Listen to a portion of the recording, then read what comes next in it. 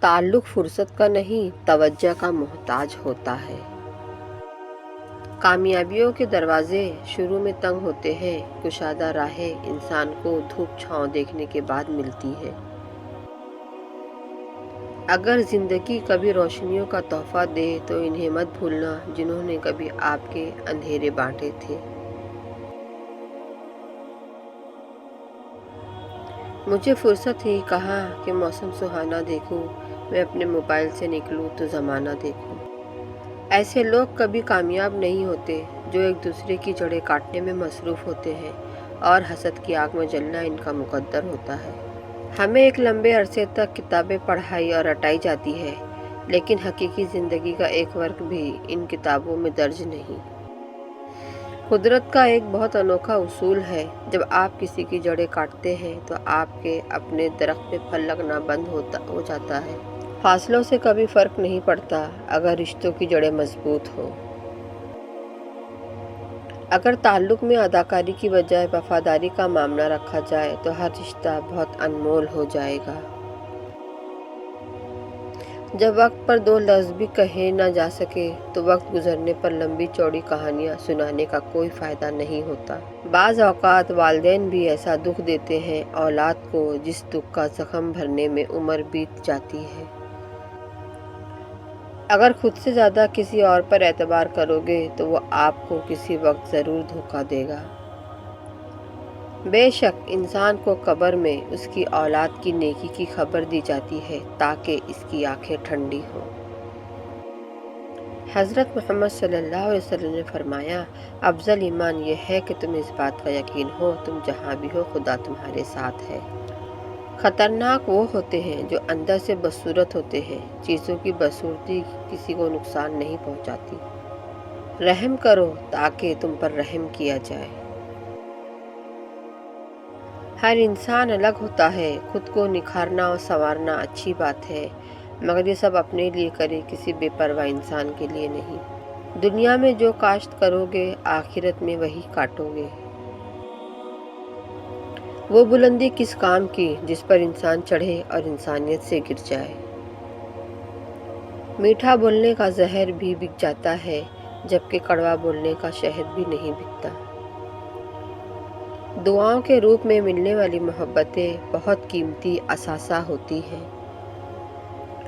زندگی کے سفر میں کبھی کبھی محنت اور ڈگریاں ہار جاتی ہے، قسمت اور دعائیں جیت جاتی ہے۔ بانٹنے کی عادت ڈالیے، چیزیں بھی، جذبے بھی اور خوشیاں بھی۔ بھوک بچوں پہ جھپٹتی ہے درندوں کی طرح، تھک بھی جاتا ہوں تو آرام سے خوف آتا ہے۔ عزت پانے کے لیے عزت کرنی پڑتی ہے۔ رسول اللہ صلی اللہ علیہ وسلم نے ارشاد فرمایا، جو چیز سب سے زیادہ جنت میں داخل کرے گی وہ اللہ تعالیٰ کا ڈر اور اچھا اخلاق ہے۔ نصیحت کیجیے، شرمندہ نہیں، مقصد دستک دینا ہوتا ہے، دروازہ توڑنا نہیں۔ دو میٹھے بول انسان تو کیا حیوان کو بھی زندگی بھر کے لیے اپنا بنا سکتے ہیں۔ کسی کی اصلیت کا بروقت سامنے آ جانا اللہ کا خصوصی کرم ہے۔ آپ کی منزل وہاں تک ہے جہاں تک آپ ہمت نہیں ہارتے۔ تکبر ایسے بے لگام گھوڑے کی سواری ہے جو آپ کو انتہائی ناپسندیدہ جگہ پر لا گراتا ہے۔ ٹوٹنے کا مطلب ہمیشہ ختم ہونا نہیں ہوتا، کبھی کبھی ٹوٹنا زندگی کا آغاز ہوتا ہے۔ قبرستان کے باہر کہاں لکھا ہے کہ یہاں صرف بوڑھوں نے آنا ہے؟ کسی کا برتن خالی ہو تو یہ مت سمجھنا کہ مانگنے چلا آیا، ہو سکتا ہے وہ سب بانٹ کر آ رہا ہو۔ دنیا اتنی بھی بری نہیں، جہاں 10 لوگ تمہیں گرانے کے لیے کھڑے ہیں وہاں ایک ہاتھ ضرور ہوگا جو تمہاری حفاظت کرے گا۔ خدا ہر ماں باپ کو اتنی عمر دے کہ وہ ساری خوشیوں کو دیکھ سکیں جو انہوں نے اپنی اولاد کے لیے مانگی ہوئی ہے۔ نماز پڑھا کرو اس سے پہلے کہ تمہاری نماز پڑھائی جائے۔ برائی ڈھونڈنے کا شوق ہے تو آئینہ استعمال کیجیے، دوربین نہیں۔ ہر اس انسان کو آزاد کر دے جس کا آپ کی محبت میں دم گھٹ رہا ہو۔ آپ بہت قیمتی ہیں اور آپ کے جذبات سے بڑھ کر اس دنیا کی کوئی چیز معنی نہیں رکھتی۔ حضرت علی نے فرمایا، جس شخص نے دن کا آغاز نماز سے ہو، اللہ اسے کبھی رسوا نہیں کرتا۔ کچھ رشتے اور تعلق اس پرندے جیسے ہوتے ہیں جو کھلے دروازے دیکھ کر بھی نہیں اڑتے۔ یاد رکھو، نماز 5 وقت اور اخلاق 24 گھنٹے فرض ہے۔ اللہ جس بندے کو ذلیل کرنا چاہتا ہو، اسے علم و دانش سے محروم کر دیتا ہے۔ بہترین قربانی آپ کے اندر کے جانور کی ہے۔ اگر زندگی میں سکون چاہتے ہو تو فالتو لوگوں کو فون سے نہیں، دل سے بلاک کریں۔ لالچی جلدی دھوکہ کھا جاتا ہے۔ کامیابی کے لیے زیادہ وسائل کا ہونا ضروری نہیں، بلکہ موجودہ وسائل کا بہتر استعمال ضروری ہے۔ انسان کی کامیابی کا سب سے اہم ذریعہ عقل ہے، مگر اس کا صحیح استعمال ہو۔ بھیک مانگنا حرام ہے، اللہ محنت کرنے والوں کو پسند کرتا ہے۔ دنیا کی نعمتیں ہمیشہ کے لیے عطا نہیں کی جاتی، نہ جوانی سدا قائم رہتی ہے، نہ رعب و دبدبہ، نہ شان و شوکت اور نہ ہی صحت، لہٰذا عجز و انکساری کا دامن کبھی نہ چھوڑے۔ بہت احتیاط کیجیے، آپ کے بچے نصیحت کو نہیں، آپ کے کردار کو اپنائیں گے۔ اپنی خوشی کی چابی کسی اور کی جیب میں نہ ڈالیں۔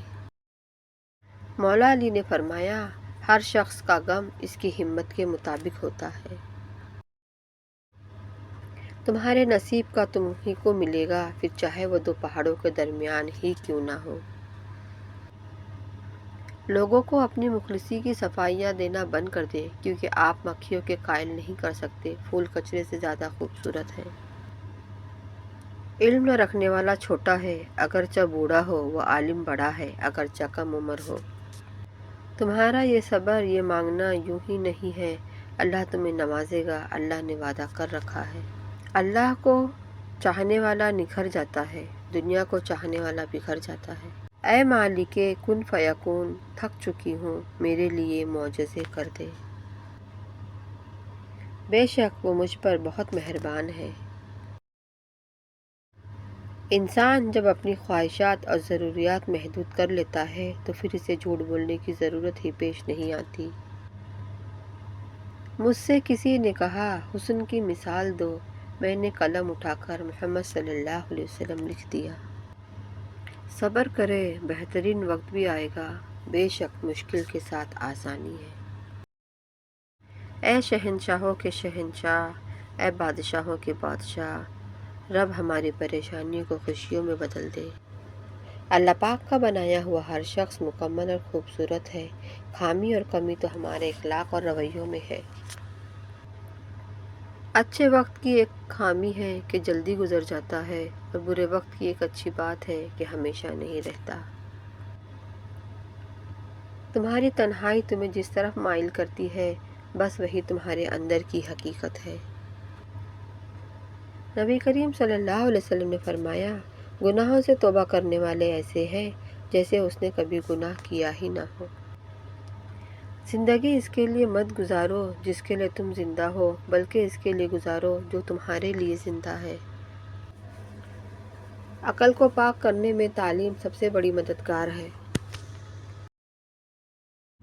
بدبخت ہے وہ شخص جس نے اپنی زندگی کو بدلنے کے لیے ہزاروں کتابیں پڑھ لی، لیکن قرآن مجید اس کی الماری پر پڑا گرد آلود ہوتا رہا۔